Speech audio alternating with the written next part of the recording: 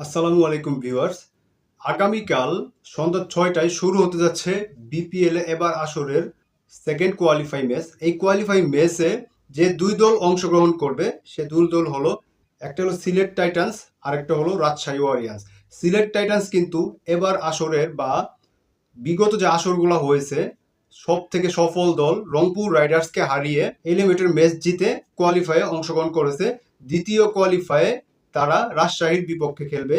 অন্যদিকে রাজশাহী ওয়ারিয়র্স তারা কিন্তু চট্টগ্রামের কাছে হেরে তারা দ্বিতীয় দল হিসেবে তারা সিলেটের বিপক্ষে আগামীকাল মাঠে নামবে। এদিক থেকে দুটি দলই কিন্তু খুব অভিজ্ঞ এবং ভালো ভালো প্লেয়ার নিয়ে মাঠে নামবে। যদিও আজকের দুটা ম্যাচ দেখার মতো ছিল। প্রথম ম্যাচটাতে ১১২ রানের টার্গেট ছিল, শুধু ১১২ রানের টার্গেট ছিল। এই রান করতে গিয়ে রংপুরের ব্যাটাররা ব্যাট করতে নেমে সিলেটের যে প্লেয়ার আছে, বোলাররা আছে, তাদের কাছে পাত্তাই পায় না। একদম খালেদ আহমেদ একাই ধসিয়ে দিয়েছে, মাত্র ১৩ রান দিয়ে ৪টি উইকেট নিয়েছে এবং এই খেলাটা শেষ পর্যন্ত ১১১ রানে গিয়ে থামছে। তারপর দ্বিতীয় ইনিংসে ব্যাট করতে নেমে রংপুরের বিপক্ষে সিলেট টাইটান্স শুরুটা ভালো করলে পরেও মাঝখানে তারা গেম থেকে ছিটকে যায় এবং পর তারা উইকেট হারাতে শুরু করে। যদি এখানে স্যাম বিলিংসের এই বলের থেকে রান কমের যে ইনিংসটা আছে, এটা টি-টোয়েন্টির খেলা না, যদিও ১১১ রান টার্গেট করতে নেমে তারা যে উইকেটগুলো হারিয়েছে। টি-টোয়েন্টিতে কিন্তু রানের থেকে বল সবসময় কম খেলা হয়, তো স্যাম বিলিংস বলের থেকে রান কম করেছে। যদিও এটা ওই ইনিংসের জন্য বা ওই সময়ের জন্য, ওই সিচুয়েশনের জন্য একদম পারফেক্ট একটা খেলা খেলেছে।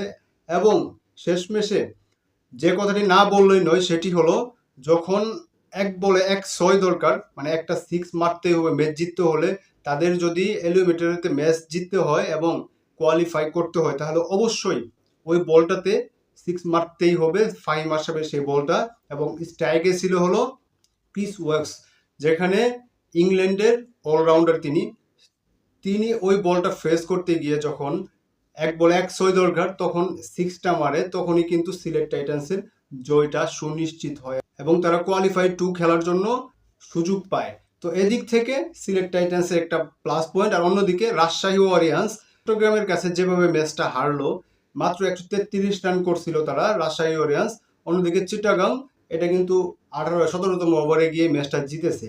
তো সেদিক থেকে কিন্তু চট্টগ্রাম এই আসরের শুরু থেকেই চট্টগ্রামকে নিয়ে যে এত কথা হচ্ছিল, এত কিছু হচ্ছিল, এত সমালোচনা হচ্ছিল, দিন শেষে কিন্তু চট্টগ্রামই কিন্তু ফাইনালে গিয়ে পৌঁছেছে।